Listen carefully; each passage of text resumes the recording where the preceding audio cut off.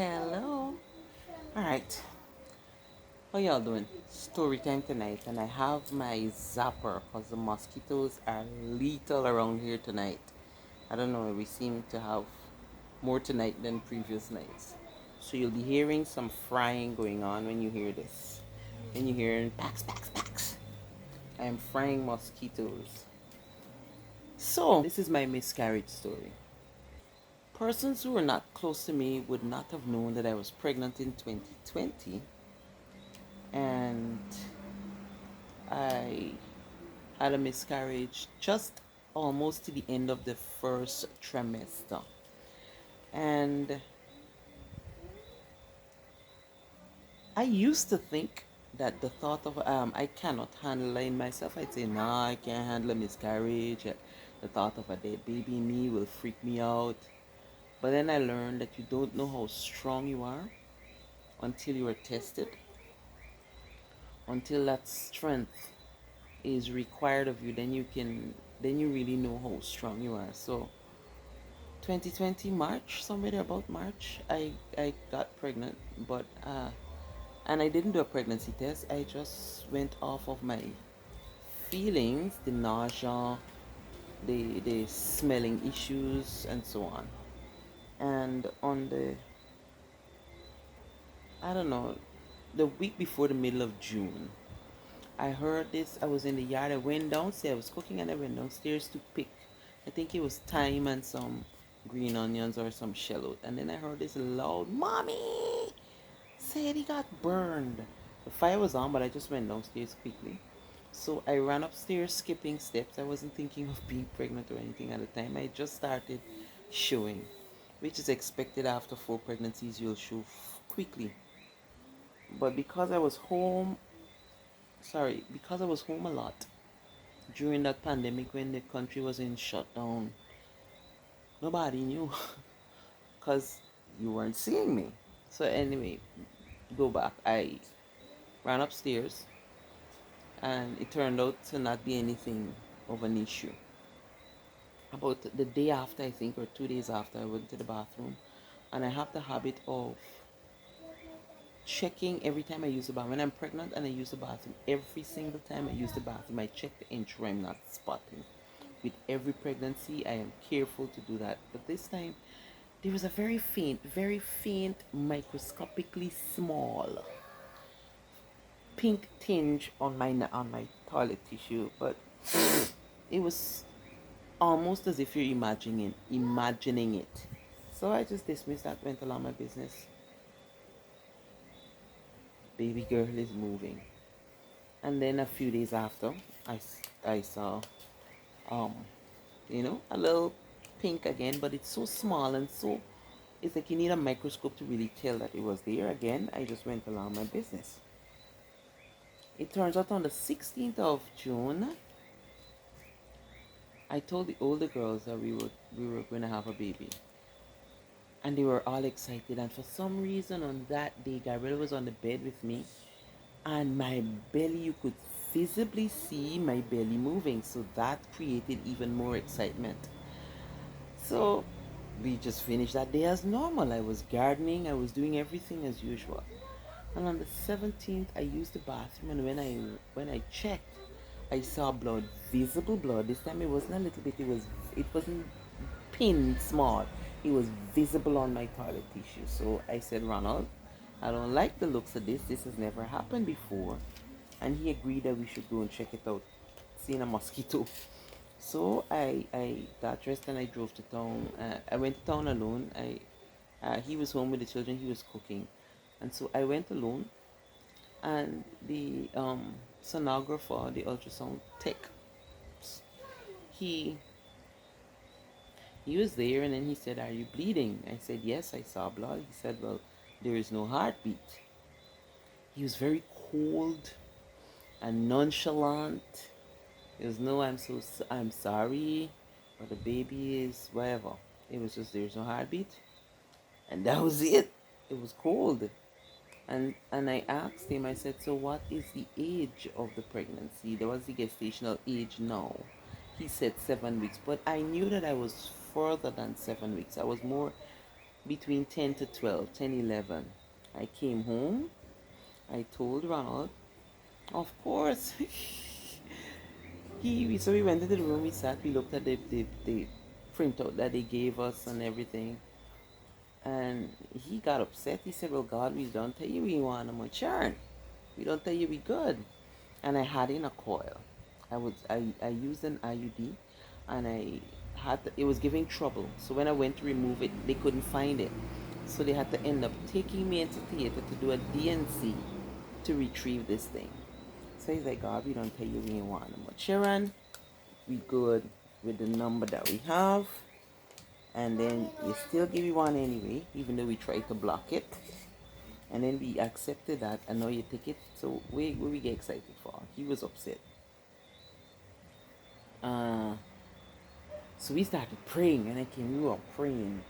We decree and declare this baby will live, life will be restored, the heart will start beating again, and we were praying hard. And then he went back to whatever he was doing, and I was doing something else. We just continued the day. And then I used the bathroom, and I saw even more blood than the time before. So I called him. I said, baby, you look like we can get what we want. We can get resurrection on this one, boy, because the blood is a lot. So he's like, all right, we trust God. And so the prayer shifted to God. We accept your plans and your wills, but don't let this be a long, drawn-out process. So he said, so what do you want to do? I said, well, I did research. I said, I'm going to wait and let nature take its. I'm going to wait, let nature take its course, and allow the body to expel the fetus naturally. So he's like, you sure you want to walk around like that? And yeah, it's okay. I didn't even know I was capable of it at the time. But I just felt that was the best way for me to handle it. I just didn't want to go through a DNC again. And after we prayed and we left that to God, the evening I decided that I'm going to drink some milk, because I know that if I drink milk, the toilet is my best friend the next morning. So I had a nice big cup and I mixed my milk thick, because it's powdered milk, right? I mixed the milk thick with nice ice, and I enjoyed a good big cup of thick chilled milk. And then I had a good workout. I sweat. I did a good cardio workout. By the time I done jump and hop and skip and squat and everything, I was good to go. I went to bed, and throughout the night I was contracting. Now with Gabriella, I contracted in my pelvic area a lot. And that's the same thing that happened that night. I would turn in my sleep and I would feel it's nothing, very small, minute pain I would feel. So I'd feel it, so I knew that something was happening. I got up 5 something in the morning, and I went to the bathroom, and there was a lot of blood. So, this mosquito catch me good, boy. I knew that there was a lot of blood. Sorry. So when I got up, I came back to the bedroom, and I tapped Ronald, and I said, Ronald, the process start. And he was like, thank you, Jesus. So he came out, and immediately I went back to the bathroom, because I felt the need to go back to the bathroom. I sat, and of course more stuff came. At this point it's just as if um what was happening is that the milk had taken effect, so it was diarrhea. I was urinating from 2 places. I'm sorry, this might sound a little graphic. So I was urinating from 2 places, so to speak. So it was diarrhea as well as the expulsion. So I was bleeding as if I was urinating, and then I was having diarrhea at the same time. So, and he was standing in the bathroom with me and asking, he's trying to find out, okay, so what's happening? How is it feeling? But whenever I feel the pain, I would have to go to the bathroom. So I went to the bathroom total about 4 times. And I came back out. He went to the table. He sat with the Bible. He was reading aloud and, meditating aloud, so that both of us I can get in on it while he was doing that. And I was lying in the chair. I felt the pain, just like a regular contraction to the liver. Whenever I felt the pain, I go to the bathroom and more stuff will come out. So I realized that if I'm lying down, it's taking longer for the contractions to come. So what I did, I stood up and I started folding the clothes. because I realized that if I'm standing and I'm moving, then I feel the urge to go to the bathroom more often. So I did that, and when I got back to the bathroom, by this time it started to clear up. Everything came out. I felt it. I knew when it ended. It was like I could feel a ball. I would average about this size. This is my average, about this size, because I didn't see it. And I felt when it fall in it. I felt when it came out, and I heard when it fell into the bathroom. Poop. And I said, okay, I think that's it. I said, Ronald, I think that's it. I think everything came out. And so I came out. I felt as soon as that came out, no pain, no discomfort, no nothing. I had no issues. Mind you, the research that I did was frightening. The people's experiences were, they were there for hours, and all this pain and all the blood and blah, blah, blah, blah. So what I read was so harrowing that I mentally prepared myself for that, but that was not my experience at all. God was so faithful. God was so faithful that I did not have all the yes, I caught one. I didn't have the smell terrible too. I didn't have the experience that I read on the internet when I did my research. So mine was probably 30 minutes. It was more than an hour. 30 minutes, 45 minutes tops.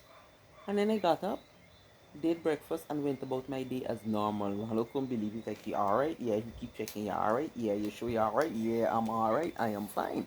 Everything is okay. I'm feeling absolutely nothing. That by the afternoon, I was in my garden again. The expulsion of the fetus and the placenta happened. I think it was a Wednesday or a Thursday. And I just continued normal home chores and everything for the weekend. And then the Sunday afternoon, after I had lunch, we were sitting on the veranda and I felt a little pain, and I said, Ronald, um, I feel something. But before that, I said, God, if there is anything else, uh, what happened was that I had read that if there's any odor, then you need to see a doctor so that they can do a DNC, because it meant that everything was not expelled or everything didn't come out. So after the expulsion, after that one morning session, nothing, I felt nothing, I smelled nothing. It just continued like a period. So the bleeding continued as if you were having your period, so to speak. Same with the pregnancy, how you'll bleed after, because I guess all the blood vessels need to close up and heal and whatnot. So on the Sunday, which was like 3 or 4 days after, we were just sitting on the veranda. There was no service because all churches were closed and everything. So we just had lunch sitting on the veranda, and I felt the pain. I said, Ronald, I told him I felt the pain that I had earlier, and I knew what it meant. I had to go back to the bathroom. So I went to the bathroom, and the last of whatever was left came out on its own, and that was it. Within a day, the bleeding stopped, and I had no issues after that. I didn't go to the doctor either. And so God did a complete work about 4 days, 3 or 4 days later, I can't remember exactly. I have to check a calendar. So in about 3 or 4 days, God did the complete work where the last of whatever was left was expelled. We had no need to visit the doctor because there was no odor. As in, there was no odor, there was no discomfort, there was no pain, there was no nothing. So God is good. Persons who have had miscarriages and are still waiting for their blessing, I pray that God fill you with His peace and that He give you the desires of your heart. So we are pleased that we have our little blessing. Yes, she's not so little. She was a 9.5 pound blessing. She's 9.5 pounds. When I forget the half pounds, I offend Ronald. So I have to mention that she's 9.5 pounds. I usually just say, "Oh, she was 9 pounds." She's like, nope, she's 9.5. But God has been very good to us, and I trust that this video can encourage somebody. Listen, there's always light at the end of the tunnel, regardless of how dark it looks, how hard it is. How hard it is, God always makes a way. He's always good, and He always provides. Thank you so much for staying, for listening to the end. God bless you. The Lord bless you. The Lord keep you. The Lord cause his face to shine upon you, lift up his countenance upon you, be gracious unto you, and fill you with his peace.